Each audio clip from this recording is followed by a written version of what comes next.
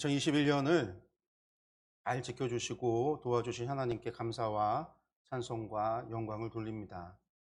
비록 코로나19로 인해서 힘들고 어려운 시기를 우리가 보내고 있지만 2021년을 건강히 잘 보내게 됨을 또한 감사하고 2022년을 기쁨으로 맞이하기 위해서 먼저 이 시간 하나님께 예배로 나아가고자 합니다.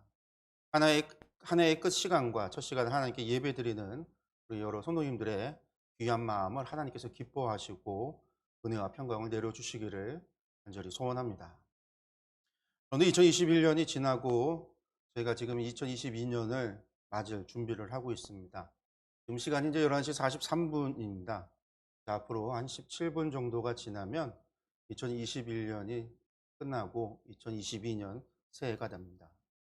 여러분들이 되돌아볼 때 2021년은 어떤 해였습니까? 만족스러운 한 해를 보내셨습니까?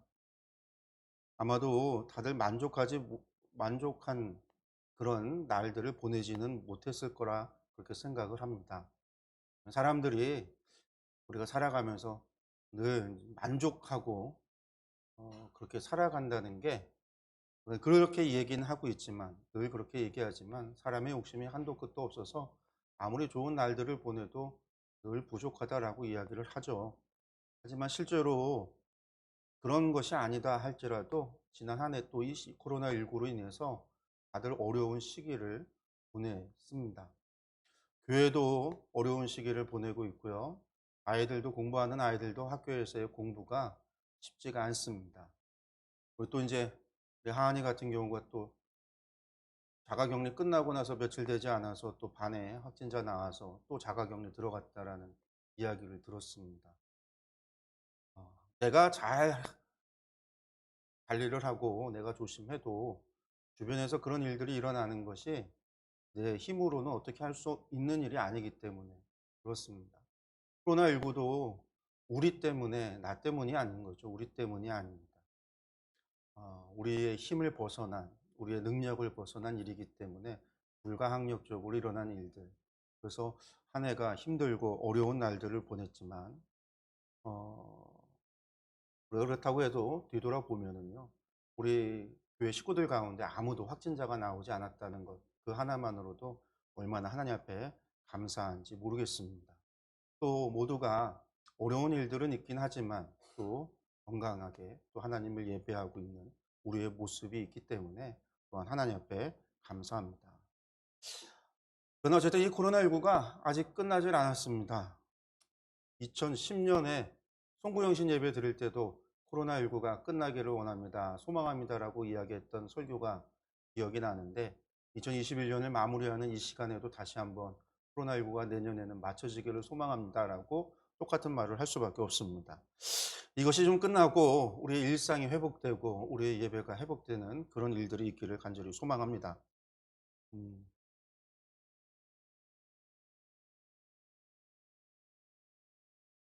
2021년에 힘든 시기를 보냈지만 그래도 뒤돌아보면 하나님의 은혜가 있었다라고 하는 고백이 우리 모두의 고백이었기를 간절히 소망합니다. 저 같은 경우는 되돌아보면 하나님의 은혜였다라고 고백할 수밖에 없습니다. 힘든 시기였지만 지나고 나면 하나님께서 다 인도해 주시고 또 어려운 시기를 잘 극복할 수 있도록 도와주셨음을 고백하게 됩니다. 성도님들도 어, 교회 예배가 잘 드려지지 못하고 예배에 참여하지 못하고 제가 또 교회 개척하고 지금까지 오면서 목회를 하면서 어, 원칙 가운데 하나가 교회에서 헌금을 강요하지 않는다라는 거였어요. 물론 이제 신앙 훈련을 위해서 헌금에 대한 것도 가르쳐야 될 때는 가르쳐야 되고 말씀을 전할 때는 말씀해야 되지만 특별히 제가 헌금을 이야기하고 강조하고 하지는 않겠다라는 그런 마음을 가졌었습니다. 감사한 것도 진심으로 감사해야 되는 것이 누군가의 강요로 되어지는 것이 아니잖아요. 그렇기 때문에 이제 그런 생각을 가졌었고 코로나19가 진행돼서 예배할 때에도 온라인이나 저희 유튜브나 어디에도 교회 계좌를 적어서 헌금을 계좌로 내십시오라고 이야기를 하지 않았음에도 불구하고 성도님들이 개인적으로 저한테 물어서 교회 계좌로 참여하지 못할 때 헌금을 보내주시기도 하셨고, 그뿐만 아니라 정말로 엘리야의 그 까마귀처럼 수많은 까마귀들을 하나님께서 보내셔서 그렇게 교회가 잘 한 해를 또 보낼 수 있도록 인도하셨음을 고백할 수밖에 없어요. 그래서 또 이제 그렇게 우리를 먹이시고 입히시고 인도하시고 함께 하셨던 그 하나님에 대한 그런 감사한 마음과 함께 내년 2022년을 바라보면서도 우리 성도님들도 같은 마음, 같은 신앙, 저와 같은 그런 마음으로 그런 신앙으로 2022년을 바라보고 나아갔으면 좋겠다라는 생각으로 오늘 시편 23편의 본문을 생각을 기도하며 준비를 했습니다. 그런데 이 시편 23편은요. 우리가 너무나 잘 아는 말씀입니다. 제가 어려서 가장 좋아하는 성경 말씀이 시편 23편이었습니다. 그래서 언제나 주님, 예수님은 어떤 분이냐고 저희 어머니가 저에게 물어볼 때면 나를 먹이고 입히고 어, 인도하시고 보살펴 주시는 목자이신 예수님. 그게 이제 갓난아기 때부터 갓난아기는 아니겠죠. 제 기억으로는 한 4살 그때부터 그냥 자동적으로 제 입에서 나오는 고백이었습니다. 그래서 제가 가장 좋아하는 말씀이 시편 23편이고 가장 좋아하는 사람이 성경의 다윗 왕이었습니다. 이 시편 23편의 말씀, 그 우리의 목자 되신 하나님에 대해서 함께 은혜를 나누고자 합니다. 여러분들 2021년 우리가 힘든 시기를 보내면서 이 시편 23편을 보는데 또 의미가 있는 것 같습니다. 왜냐하면 시편 23편은요. 23편만 본다. 그것으로도 은혜가 있지만 시편 22편부터 혹은 그 전부터의 말씀을 읽어오면서 그 다윗의 고백하는 시편의 찬양 이야기들이 우리가 이제 연결시켜서 볼 때 또 오는 은혜가 있습니다. 특별히 이제 시편 23편 같은 경우는 시편 22편과 연결지어서 이야기하는 분들이 많아요. 시편을 편찬했던 사람은 시편 22편 뒤에 시편 23편을 배치를 합니다. 그가 이렇게 배치했었던 이유는 시편 22편에 내 하나님이여 내 하나님이여 어찌하여 나를 버리셨습니까? 라고 하는 시편 22편 1절의 이 고백, 이 울부짖음이 있었던 시편 22편의 그 외침 뒤에 이 23편의 여호와는 나의 목자신이라고 하는 고백을 위치시킨 겁니다. 그러니까 이런 고난과 힘든 속에서 울부짖었던 시인 시편 22편의 이 다윗의 고백을 그 뒤에 언제나 이런 고난 뒤에 고난이 영원히 되는 것이 아니라 시편 23편을 배치하면서 순서가 그런 순서가 아니거든요. 이 시편을 편찬했던 많은 시편 가운데 150편을 모아서 시편을 편찬했던 그 성경 편찬 위원들은 22편 뒤에 23편을 위치시키는 그들의 신앙의 고백이 있었다라는 거예요. 즉, 큰 고난과 고통을 당한 이후에 반석과도 같은 믿음 위에 설 수 있었고 죽음의 고난을 당한 후에도 우리는 주님을 바라볼 수 있다라고 하는 그러한 의미가 담겨 있는 배치라는 거죠. 그렇습니다. 지난 2년 동안 코로나19로 인해서 우리 너무나도 큰 고통을 겪고 있었습니다. 근데 우리는 그 고통에 져서는 안 됩니다. 그러한 고통을 겪더라도 결국에는 주님께서 우리를 인도하신다라는 사실, 우리를 푸른 초장과 맑은 시냇가로 인도하시는 좋으신 목자라는 사실을 우리는 믿어야만 합니다. 이 오늘의 말씀을 통해서 우리의 목자 되시는 그 하나님을 만나시기를 바랍니다. 그리고 2022년을 그러한 하나님과 동행하는 해로서 소망하시기를 간절히 소망합니다. 그런데 다윗은요, 여호와 하나님을 나의 목자시다 이렇게 고백을 했습니다. 그러면서 내게 부족함이 없으니 그가 나를 푸른 불밭에 누이시고 쉴만한 물가로 인도하신다라고 고백합니다. 그런데 이러한 고백은 다윗만의 고백이 아닙니다. 선지자 이사야도 하나님을 목자로 고백합니다. 이사야서 40장 10절과 11절의 말씀을 보면 보라 주 여호와께서 장차 강한 자로 임하실 것이요 친히 그의 팔로 다스릴 것이라. 보라 상급이 그에게 있고 보응이 그의 앞에 있으며 그는 목자같이 양떼를 먹이시며 어린 양을 그 팔로 모아 품에 안으시며 젖먹이는 암컷들을 온순히 인도하시리로다 라고 했습니다.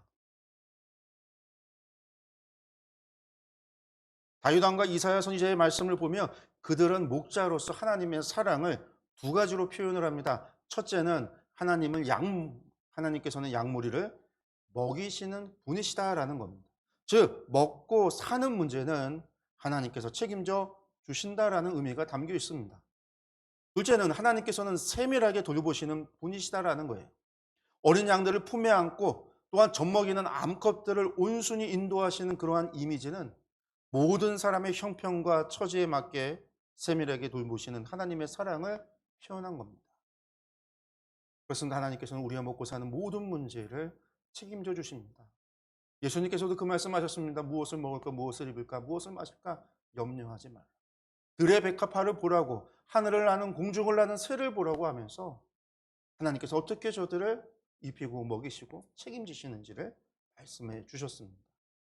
또한 우리 하나님은 우리의 머리카락 하나까지도 다 세신 바 되시는, 우리를 정말로 세밀하게 돌보시고 우리를 아시는 하나님이시다라는 거예요. 우리가 그러나 하나님이 우리의 목자가 되신다라는 사실을 여러분들이 믿으시기 바랍니다. 선지자 에스겔도 하나님을 목자로 표현을 합니다. 그런데 에스겔은요, 하나님께서 모든 위험에서 건져주시는 하나님으로 그러한 목자로 고백을 합니다. 에스겔서 34장 11절과 12절의 말씀입니다. 주 여호와께서 이같이 말씀하셨느니라. 나 곧 내가 내 양을 찾고 찾되 목자가 양 가운데 있는 날에 양이 흩어졌으면 그 때를 찾는 것 같이 내가 내 양을 찾아서 흐리고 캄캄한 날에 그 흩어진 모든 곳에서 그것들을 건져낼지니라. 아멘.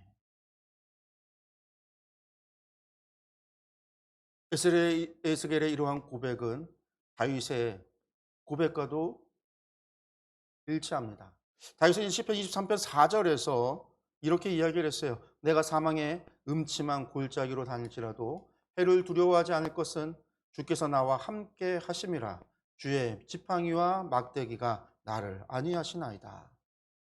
아멘. 그렇습니다. 하나님께서는 모든 위험에서 그의 백성들을 구원하시는 분이십니다. 하나님께서는 우리가 길을 잃고 방황할 때, 하나님을 떠나 위험한 맹수들에게 노출될 때, 사망의 음침한 골짜기와 같은 고난을 겪을 때 우리를 지키시고 우리를 보호하시며 우리를 인도하여 주실 뿐만 아니라 그곳에서 길을 잃고 헤매는 우리를 찾아오셔서 반드시 구원해 주시는 분이시다라는 거예요. 예수님께서 이른 양 비유의 말씀에서도 이야기를 했죠. 99마리의 양을 내버려 두고 한 마리의 양을 찾아 나서는 목자. 그분이 바로 하나님이시다라는 거예요. 하나님께서는 우리를 결코 버리지 않고 포기하지 않으신다. 우리와 늘 함께 하시고 우리를 인도하시고 혹여나 우리가 잘못된 길로 가고 우리가 길을 잃고 방황한다 할지라도 하나님께서 우리를 찾아오셔서 우리를 구원하신다라는 것. 바로 그러한 분이 우리 목자 되신 하나님이시다라는 것. 또한 예수님께서는요, 요한복음 10장 10절과 11절에서 자신을 목자로 표현을 합니다. 도둑이 오는 것은 도둑질하고 죽이고 멸망시키려는 것뿐이요 내가 온 것은 양으로 생명을 얻게 하고 더 풍성히 얻게 하려는 것이라. 나는 선한 목자라. 선한 목자는 양들을 위하여 목숨을 버리거니와. 그렇습니다. 선한 목자이신 하나님께서는 자신의 양들을 구원하시고 그들을 갖다 지켜 보호하십니다. 자신의 양들을 지키고 그들을 풍성하게 먹이시고 그들을 구원하시기 위해서 아예 하나님께서 직접 이 땅에 찾아오셨습니다. 결국에는 우리 모두를 구원하시고 자신의 양들을 구원하시고 더 풍성한 삶을 주기 위해서 그 십자가에서 죽으셨습니다. 목자이신 하나님, 성자 하나님, 목숨을 주시기까지 우리를 사랑해 주셨습니다. 성도 여러분, 우리가 믿는 하나님은 우리의 목자가 되십니다. 저와 여러분이 믿는 그 하나님은 우리의 목자가 되십니다. 우리를 지켜주시고 우리를 먹이시고 우리를 보호해 주십니다. 심지어는 자신의 생명을 주시기까지 저와 여러분을 사랑해 주십니다. 목자이신 하나님께서 우리를 인도하여 주셨습니다. 지금까지 우리의 삶을 지키고 보호하시며 인도하셨습니다. 우리의 삶이 우리가 생각할 때 만족스럽지 못하다 할지라도 여러분들 그 모든 삶 속에는 하나님의 인도하심이 계셨습니다. 하나님의 사랑과 은혜가 있었습니다. 그리고 그 하나님께서는요, 2022년에도 변함없는 사랑으로 우리를 먹이시고 우리를 인도하시며 우리를 지켜 보호하여 주실 것입니다. 우리가 주님이 우리의 목자시다, 하나님이 우리의 목자시다라는 사실과 함께 이것이 우리에게 주는 또 하나의 교훈이 있습니다. 우리가 잊지 말아야 하는 것이 있다라는 것이죠. 여러분들 그것은 무엇이냐면 하나님은 목자시고 우리는 양이라는 사실이에요. 우리는 우리가 양이라는 사실을 기억을 해야 합니다. 여러분들은 양입니다. 목자이신 하나님께서 기르시고 돌보시는 양이라는 사실을 잊지 말아야 합니다. 이것을 잊지 말아야 되는 이유는요, 양은 어떤 속성을 가지고 있는가가 하나님과 우리와의 관계를 또한 설명해 주기 때문입니다. 여러분들 양이라고 하는 동물은요, 자신을 방어하기 위한 어떠한 수단을 가지고 있지 못합니다. 남을 해할 날카로운 이빨이나 발톱을 가지고 있지 않습니다. 기민하게 숨을 능력도 없습니다. 빠른 달리기도 할 줄 모릅니다. 양은 단지 목자가 인도하는 대로 사는 것이 양의 삶입니다. 좋은 풀밭으로 인도하면 배불리 먹고 편안한 시절을 보내고, 먹이가 없는 곳으로 지날 때면 고단한 삶을 살아야 하는 피동적인 삶을 사는 존재가 양이라고 하는 동물입니다. 그러기에 양은 목자를 떠나서는 아무것도 할 수 없습니다. 성도 여러분, 저와 여러분이 그러한 양입니다. 저와 여러분이 양이라는 사실을 잊지 마시기 바랍니다. 양은 맹수로부터 자신을 보호할 수 있는 힘이 없습니다. 양은 어디에 연한 풀이 있는지, 어디에 가야 우리가 먹을 만한 연한 풀들이 풍부하게 있는지 알지 못합니다. 양은 어디로 가야 갈증을 해소하는 물이 있는지 알지 못합니다. 목자를 떠난 양은 그저 맹수의 밥이 되거나 독초를 먹고 죽을 수밖에 없습니다. 양이 안전한 삶을 살며 풍성한 삶을 사는 길은 한 가지밖에 없습니다. 목자의 보호를 받으며 사는 겁니다. 목자의 품을 떠나지 않는 겁니다. 성도 여러분, 우리의 삶이 그렇습니다. 우리가 하나님의 보호와 인도하심을 받으려면 하나님의 사랑과 보호의 품 안에 있어야 합니다. 하나님의 품 안에 있을 때, 하나님의 지팡이와 막대기의 보호 아래 있을 때 우리는 안전할 수 있습니다. 우리는 하나님께서 베풀어 주시는 은혜의 풍성한 가운데 살아갈 수 있습니다. 그러므로 성도 여러분, 목자 되신 하나님께 여러분의 삶을 맡기시기 바랍니다. 여러분이 하나님께서 여러분의 삶을 지켜주실 것입니다. 이제 12시가 됐습니다. 새로운 2022년이 시작이 됐습니다. 성도 여러분, 2022년에 하나님께 여러분의 삶을 맡기시기 바랍니다. 날카로운 이빨도 발톱도 없는 우리가 우리의 능력으로 세상의 맹수들을 향해서, 우리를 대적하는 원수들을 향하여 우리가 나아가 싸울 생각을 하지 마시고, 우리가 나아가서 풀을 찾고 물가를 찾으려 애쓰지 마시고요. 하나님의 인도하신 가운데, 하나님의 보호하신 가운데, 하나님과 동행하는 삶 가운데 살아가시기 바랍니다. 성도 여러분, 양의 인생 너무나도 단순하죠. 좋은 목자, 부지런한 목자를 만나면 그 양은 잘 먹고 잘 살게 됩니다. 그러나 게으르고 나쁜 목자를 만나면 한평생 고생만 하는 것이 양의 인생입니다.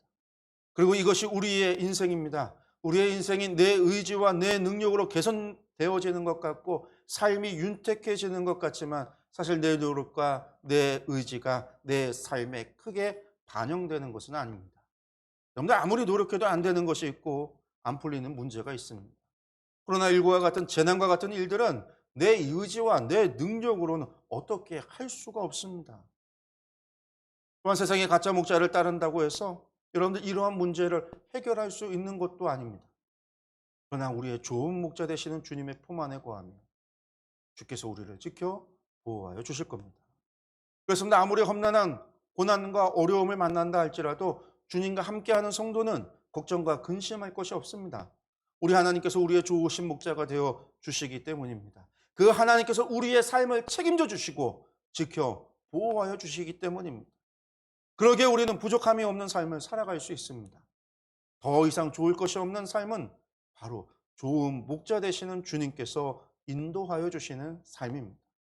성도 여러분, 이 진리를 믿으시기 바랍니다. 이 진리를 여러분들의 삶 속에서 깨달아 아시기 바랍니다. 2022년이 어떻게 될지는 아무도 알지 못합니다.